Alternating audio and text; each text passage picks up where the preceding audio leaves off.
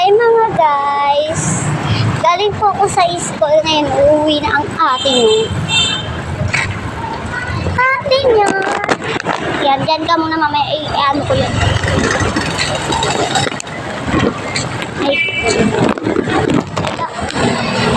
May kakainin paglaro kayo. Sige na, mamaya na.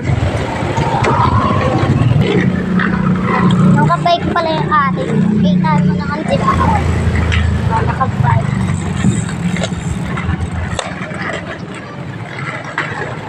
Walang kamay.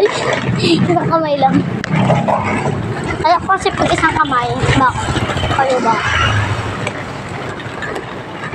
Sige, patayin ko muna pag nasa bahay na ako. Ibibideo ko na. Bye-bye. Tawag ko na lang pala sa inyo. Ay, mga ate ko. Ay. Pero pag lalaki, bakla.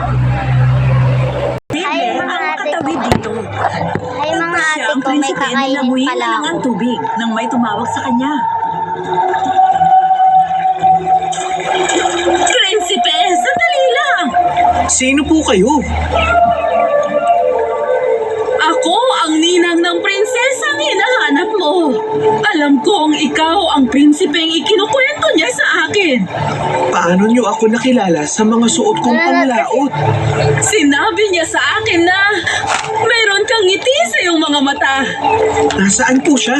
Next, ito muna. Pagkatapos kanyang palayain, labis ang galit sa kanya ng masungit na higante. At kanyang ikinulong ang prinsesa sa parehong kahon kung saan ka rin nakakulong dati. At kapag siya ay isang kuneho, hindi siya maaaring lumabas ng kuweba dahil gumagawa siya ng malalaking baha sa paligid nito. Kaya kailangan niyang manatili sa loob ng kahon. Ang tubig sa lugar ay binabantayan ng isang malaki at katakot-takot na isda. At maaari tayong pumasok sa loob ng kuweba gamit ang lungga na ginawa niya noong siya ay isang kuneho. Pero hindi natin maaaring gamitin. Ikuha na natin. Hindi. Wala. Masim.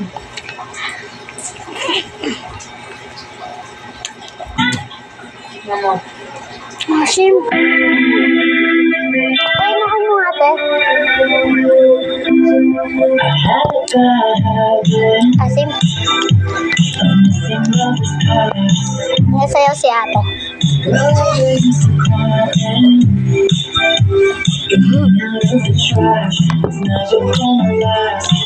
Ayaw ka na. Masim. Next, alam mo na kinakain.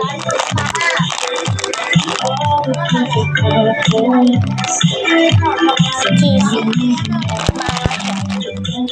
Asim na to.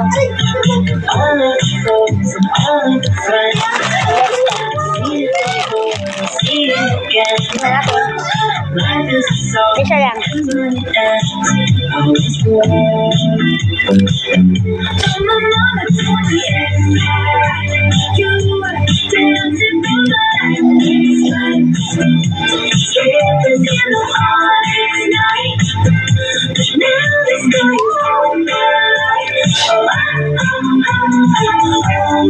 Bye-bye guys.